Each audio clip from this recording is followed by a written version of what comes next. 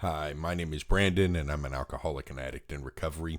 Today, I want to talk about the depression and the lows that come from prolonged drinking or drugging or exposure to either of these things. When I first started drinking, it was something that seemed like it was enhancing my life. It was making things better. It was making things more exciting. Parties were more exciting. Sitting at home and watching TV was more exciting.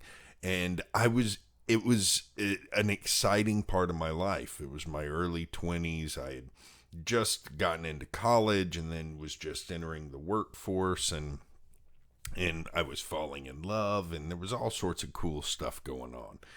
And as time went on and my drinking increased and I began to drink more and more and more, and life itself began to normalize a little bit, and I started to notice that things weren't as exciting and in fact were starting to get a little depressing. That's when I started to see the alcohol really take a toll at the same time that I felt like I couldn't let go of it. Annie Grace does a really good job of describing this in This Naked Mind, and I want to read a passage from that before I talk about the lows that I felt in my addiction. She says, "What is important now is to realize that alcohol does pick you up, but only from how far it kicked you down, never up to where you were before you started drinking. Since alcohol takes up to 10 days to leave your body, the lows can be ever present for regular drinkers.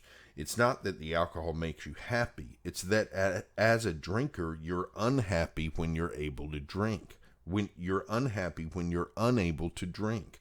Scratching an itch is pleasurable, but you would never purposely sit in poison ivy just to scratch your ass. This is a key to all drug addiction. The drug creates the low and then deceives its victims into believing that by ending the low, it's providing a high. That's how drugs work, and the further they take you down, the greater your perceived need becomes. With alcohol, it can be so gradual you barely notice you're falling.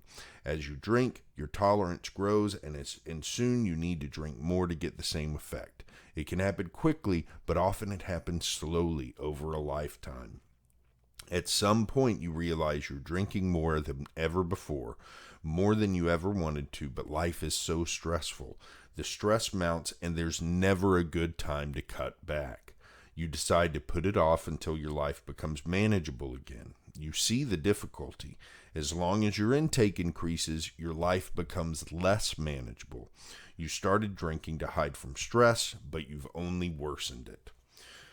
When I was drinking very heavily, I would regularly come home from work on a Friday, start drinking, and basically not stop drinking until I passed out on Sunday. I would drink all day Saturday, drink all day Sunday, and then, Sunday around 8 o'clock, I'd pass out, try to get a good 10 hours of sleep, and I usually felt like, hey, if I get a lot of sleep, I'll be fine on Monday. But inevitably, I would wake up Monday exhausted, just so tired. And then as time went on, that tiredness was accompanied by depression. Just this deep, deep, almost existential depression. And for a while, this would just happen on Mondays. And then I'd go through my day Monday, and I'd come home, and I'd drink, and I'd go to sleep, and I'd wake up Tuesday, and I'd be fine.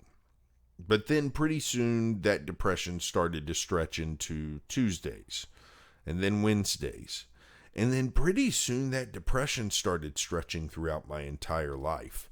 And it wasn't just a feeling of sadness. It was things like not being able to remember things very well, irritability, even anger sometimes, massive mood swings, all sorts of behavioral and emotional signals that I was experiencing very significant clinical depression. And I truly believe this was brought on primarily by my use and abuse of alcohol. And those are the lows that alcohol takes us to. When I got home at night, I would drink, and it felt like I was getting some relief. And that's, as Annie Grace says in here, that's not really the case. What it is this illusion. This is, and I'm going to repeat what she says. She says, this is a key to all drug addiction. The drug creates the low, and then it deceives its victims in believing that by ending the low, it's providing a high. So, for a while, I was drinking just to feel normal, and that normal felt like a high to me. And that's not the way life is supposed to be. So when I got into recovery, getting back to a normal cycle of emotions was a very weird thing to do. And that's where I needed a lot of guidance to get through recovery. And that's why it's so useful when you're getting into recovery to have a group of people, fellowship of some kind, whether it's through a 12-step program, refuge recovery, smart recovery, an online support group, but of like-minded people who understand what you're going through that you can turn to. Because when you have been using alcohol and drugs to normalize your emotions, to normalize abnormal emotions that have been caused by alcohol and drugs in the first place, when you've been doing that for a long period of time, once you get rid of the alcohol and drugs, the normalizing emotions feel very weird. And so it helps to be able to go talk to people who understand when you say something like, I feel really happy today and I don't know why, and that's making me uncomfortable. Because that kind of stuff will happen. You'll have days where you feel joy and it makes you feel weird. Like, why am I happy? There's nothing going on. And the answer, of course, is that it's normal to be happy. It's normal to feel okay. It's normal to feel like things are going well in life. That's a lot of people feel like that a lot of their lives. And so, but we as addicts and alcoholics, we're not used to that.